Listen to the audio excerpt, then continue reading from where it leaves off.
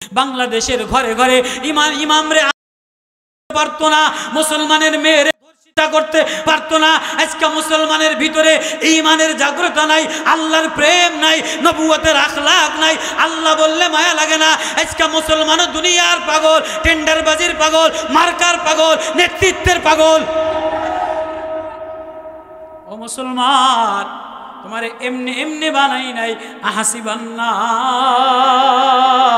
আইয়ুতরাকু আইয়াকুলু আমান্না ওয়া হুম লা ইফতানুন ওয়ালাকাদ ফাতান্নাল্লাযীনা মিন ক্বাবলিহিম ফালায়ালামান্নাল্লাহুল্লাযীনা সাদাকু ওয়া লায়ালামান্নাল কাযিবিন।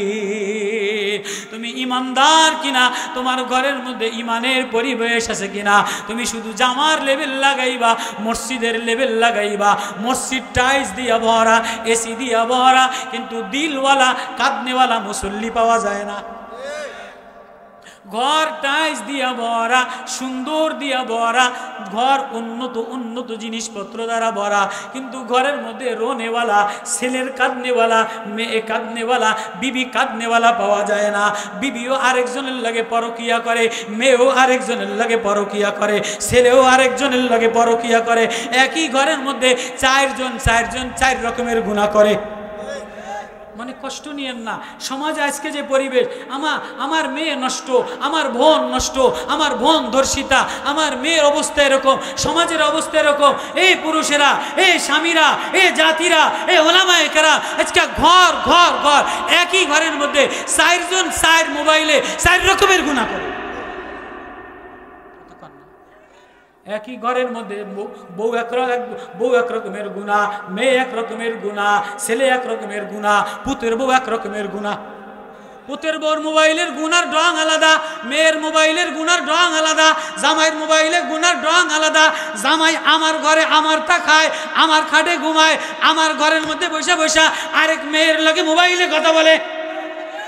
আমার পুতের বউ আমার ছেলেরটা খায়, আমার ছেলেরটা পরে, আমার ছেলের মোবাইল, আমার ছেলের জামা, আমার ছেলের ঘর, বৈশা বৈশা আরেকজন পরপুরুষের সাথে কথা বলে।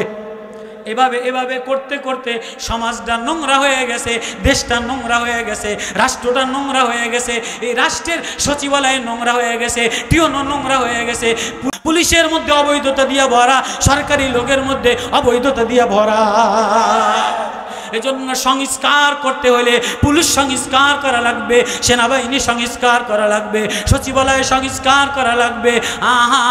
রাষ্ট্রীয় সব পর্যায়ে অফিস আদালত সংস্কার করলে আত্মার মধ্যে আত্মা নষ্ট হয়ে গেছে, ঘর নষ্ট হয়ে গেছে, কলেজ নষ্ট হয়ে গেছে, ভার্সিটি নষ্ট হয়ে গেছে। এই সব সংস্কার হবে দুনিয়ার কোনো আদালত দ্বারা না, দুনিয়ার কোনো নেতার লাঠিচার্জ দ্বারা না। এই সব সংস্কার করতে গেলে দিলের মধ্যে আল্লাহ বসানো লাগে, দিলের মধ্যে আল্লাহ। আল্লাহর সামনে কেমনে দাঁড়াইবা, আল্লাহর সামনে কি লইয়া দাঁড়াইবা, আল্লাহর আদালতে কি লইয়া দাঁড়াইবা। মেয়ের মধ্যে যদি এই ভয় আসা যায়, আল্লাহর আদালতে কি লইয়া দাঁড়াম। পুতের বউর মধ্যে যদি এই ভয় আসা যায়, আল্লাহর আদালতে কি লইয়া দাঁড়াম। জামাইয়ের মধ্যে যদি এই ভয় আসা যায়, কলেজের মাস্টারের মধ্যে যদি এই ভয় আসা যায়, পুলিশের মধ্যে যদি এই ভয় আসা যায়, এই দুনিয়ার পরিবেশ আল্লাহ বলে ইদে যা রব্বাহু বিকলবিন সালিম। সব নোংরামি দিয়ে ভরা। কিসের ওয়াজ, কিসের সমাজ, কিসের সংস্কার? সবাই নেতৃত্ব পাওয়ার জন্য, সবাই নেতা হওয়ার জন্য, সবাই বড় বড় পোস্ট পজিশন পাওয়ার জন্য, সবাই দুনিয়ার সাজগোজের জন্য, সবাই দুনিয়া পাওয়ার জন্য হন্য হইয়া কে ধনী হবে, কে বড় হবে, কে শিল্পপতি হবে, কে সমাজপতি হবে, কে এমপি হবে, কে চেয়ারম্যান হবে, কে পাতি নেতা হবে। নেতার অভাব নাই।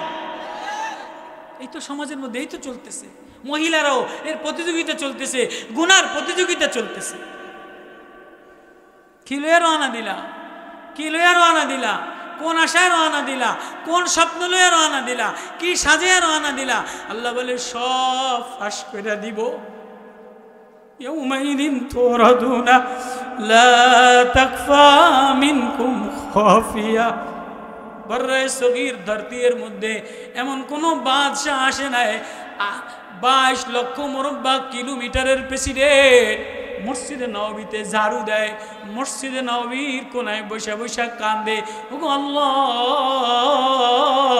ফুরাত নদীর তীরে একজন যদি একটা কুকুরও না খেয়া থাকে, একটা শ্রমিকও যদি না খেয়া থাকে, আমি ওমর রে আটকায়া দিবা কি জবাব দিব? আমি ওমর আল্লাহর আদালতে কি লইয়া দাঁড়াইব? আমি না গোলাম ইয়াউমাইদিন তুরাদুনা লা তাকফা মিনকুম খাফিয়া, সেদিন আল্লাহর সামনে কিছু গোপন থাকবে না, সব ফাঁস করে দিবে। ওয়া হাশারনাহুম ফালাম নুগাদির মিনহুম আহাদা, কাউকে ছাড় দেওয়া হবে না, সবাই রে মাওলার সামনে লাইনে লাইনে দাঁড়াইয়া, ও নেতা তুমি হিসাব দিয়ে যাওয়া লাগবে, ও নেত্রী হিসাব দিয়ে যাওয়া লাগবে, ও পুতের বউ হিসাব দিয়ে যাওয়া লাগবে, ও মাস্টার হিসাব দিয়ে যাওয়া লাগবে, ও বক্তা হিসাব দিয়ে যাওয়া লাগবে, ও শিল্পপতি হিসাব দিয়ে যাওয়া লাগবে, ও নেতা হিসাব দিয়ে যাওয়া লাগবে। কোন আদালতে দাঁড়াইবা, কেমনে দাঁড়াইবা, কি লইয়া দাঁড়াইবা, একবারও ভিতরে কাঁপে না, একবারও হৃদয়ে কাঁপে না, মাওলার সামনে কি লইয়া দাঁড়াইবা? কোন সাহস লইয়া, কোন সাহস লইয়া রওনা দিলা? আমিরুল মুমিনিন, ধরতির মধ্যে এমন বড় বাদশাহ আর আসে নাই।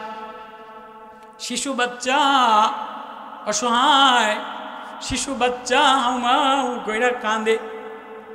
আমিরুল মুমিনিন রাস্তা দিয়া পাশ দিয়া যায়, কিরে শিশু বাচ্চাটা এতবার কাঁদে কা?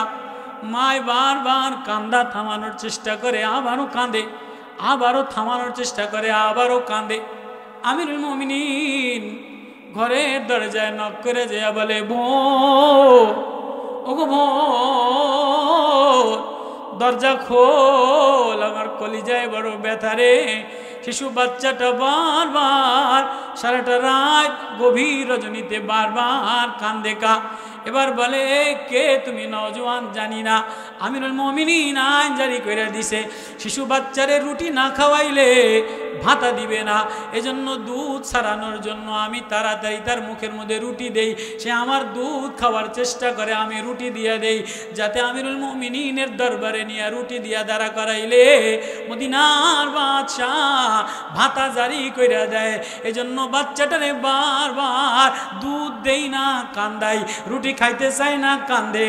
এজন্য আমি বারবার তারে কান্দানোর থামানোর চেষ্টা করি, কান্দা থামে না, কান্দা থামে না। এবার ওমর ধরতির বাদশাহ, বর্রায় সগীরের 22 লক্ষ মুরব্বা কিলোমিটারের বাদশাহ, মাটির সাথে হিসকি মাইরা মাইরা কান্দে আর বলে, হায় ওমরের ধ্বংস হোক। না জানি ওমর কত শিশু বাচ্চারে কান্দাইছে, না জানি কত অসহায় অবলা মেয়েরে কান্দাইছে, না জানো কত অসহায় মেয়েরে কান্দাইছে, না জানি কত মারে কান্দাইছে, না জানি ওমরের ধ্বংস অনিবার্য, না জানি ওমর রে জ্বালায় দেয়, না জানি আল্লাহর আদালতে ওমর জালেম হিসাবে উঠে যায়।